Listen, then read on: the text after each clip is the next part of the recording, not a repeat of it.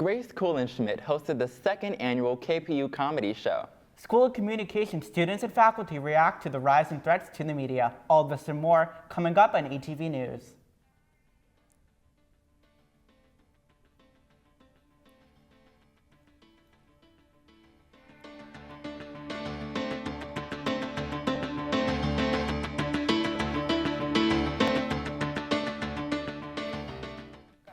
Hello, I'm Augustus Romanow. And I'm Xavier Stokely. Welcome. The Kennedy Political Union put on their second annual comedy show for Parents Weekend. Reagan Fisher has the story. For the second year in a row, the Kennedy Political Union put on a comedy show. The event was pretty popular last year. We had about 800 or a bit over 800 students, plus the families who didn't log through Engage. We were really excited to do it again this year. We think AU really liked it last year. This year, the host was Grace Kuhlenschmidt. She has 166,000 followers on Instagram. She is a comedian who is best known for her role on the popular late-night series The Daily Show. Families were excited for this event amidst the host change. The parent of an AU freshman said, "It's a great opportunity for us to enjoy comedy. So I thought this was the perfect way to spend family weekend." Another prominent comedian, Z-Way, was supposed to be the host for this year, but canceled last minute. Due to a scheduling conflict, KPU had to choose a new host. The process for trying to find a new host was pretty straightforward. Obviously, at first, getting the email wasn't the best news, but at the end of the day, the only thing we can do is pivot. So myself and our CSI advisor, Alexis, just got in touch with the agency, got in touch with who we thought could fix the problem. Reagan Fisher, ATV News. How are AU students and faculty feeling about this? I went around campus to ask. There are a rising number of attacks on the media in the U.S.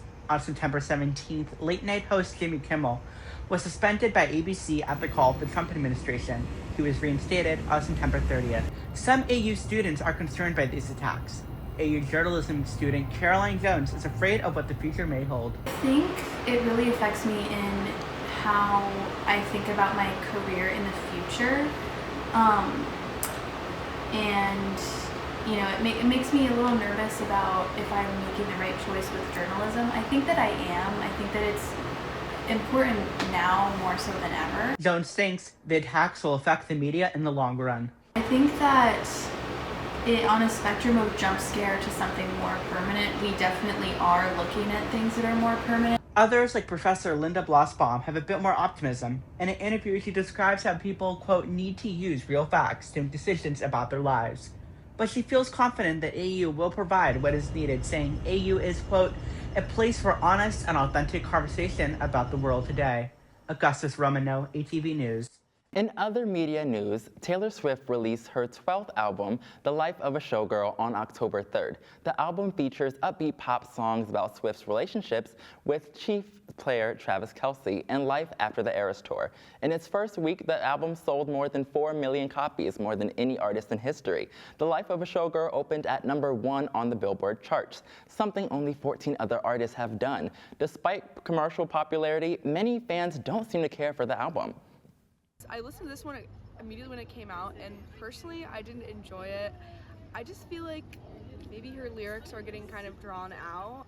Album is just very generic, and it made me really sad. Of a Showgirl is available now on all major music streaming platforms. AUX has gotten a rebrand. All freshmen are now being required to take the new one-credit course called Encounter AU. According to AU's website, Encounter is supposed to be a, quote, course that explores what it means to be part of the university. Where AUX courses have placed a focus on discussions of race and diversity, Encounter AU does not mention them for the first semester session. The second semester portion of the course is called Encounter AU, James Baldwin, referencing the American writer and activist. According to AU's website, the course will examine the legacy of Baldwin, as well as the way his works address race, power, and identity. And there's new programs popping up all around campus. We are starting a new segment here at ATV called ATV Club Corner, where we will take a deep dive into the different clubs AU has to offer. On today's Club Corner, we will get into the ins and outs of AU's award-winning mock trial team. Sean Memon has more. Here at AU, our mock trial team placed 9th in the nation during the 24-25 National Championship Tournament. Mock trial puts students in a hypothetical courtroom where they must go through a legal simulation with a given scenario and characters to testify. AU mock trial holds scrimmages to practice their skills. Nidhi Kalor shares more. It's a bunch of people who get together and pretend like we're doing a trial. So we work together on teams of prosecution and defense. This year it's a criminal trial. So the prosecution gets up and argues why the person being accused of the crime is guilty. Then the defense gets up and tells the jury why the person isn't guilty. Mock trial puts together elements of law, improv, and debate to create an intricate and competitive environment. Griselda Jassi Dado talks about why she's grateful that she joined mock trial. I was able to meet a really great community of people who, some of which are aspiring lawyers, others are not. But it's just a great way to kind of build your public speaking skills, critical thinking skills, and just make a family on campus. An average day with mock trial includes meeting for 5 hours, Thursdays and Sundays, to memorize material in preparation for competition. Mock trial is a travel team and goes to different states. Kalora talks about who can succeed in mock trial. I think every student can find their place at mock trial, whether you are interested in acting or, drama or even debate. Obviously those are a lot of the people who end up enjoying it, but we have students from all schools at AU, from all sorts of majors. For ATV News, I'm Sean Memon. Coming up on ATV News, celebrity chefs cook delicious food while raising money for a good cause. And The Bridge hosts an open mic night that builds creativity and community. We'll be right back.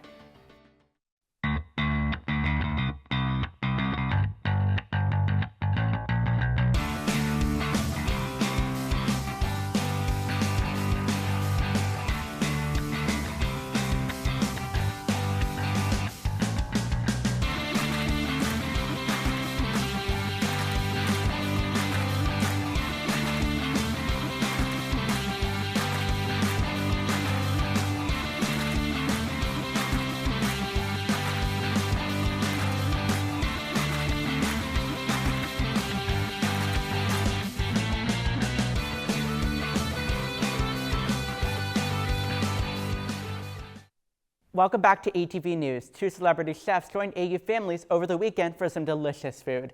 ATV's Sam Makarczyk got a taste of the action. Over Parents' Weekend, AU Dining hosted not 1, but 2 celebrity chefs on campus, Martel Stone and Artie Sequeira. They held meet and greets, a teaching kitchen, and even took over TDR. According to AU Dining Resident District Manager Chris Scholl, these events not only benefit the AU community, but the AU Dining team as well. It's great to see a celebrity chef come work with our hourly associates. I mean, they see our faces every day, right? They get tired of us.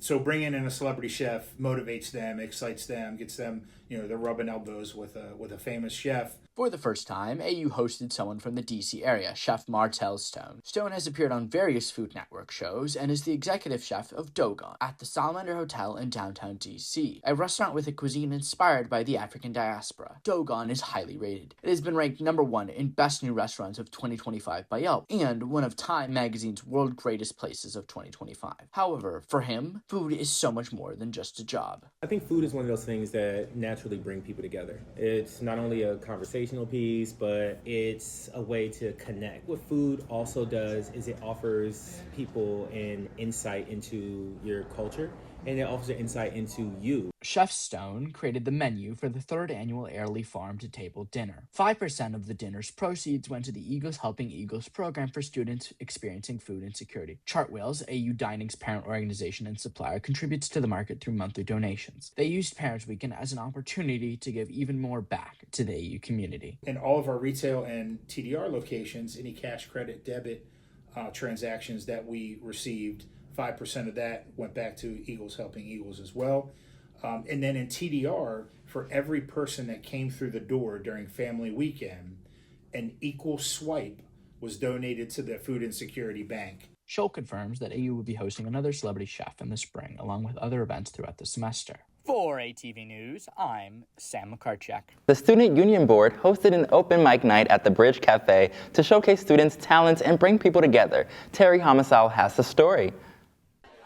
On September 25th, the Bridge turned from a coffee shop into a stage. Students shared music, poetry, and dance at the open mic night. The event was hosted by the University Student Union Board, also known as SUB. SUB curates entertainment and events for students.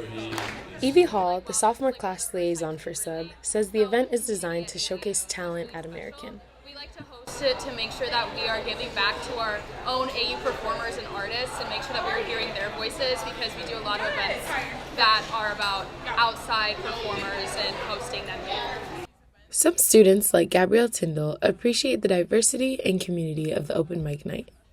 And also just knowing that the bridge was built to be a space for the BIPOC community and see kind of like return to that is like a really great. Why do you have to make up all the money in the stuff?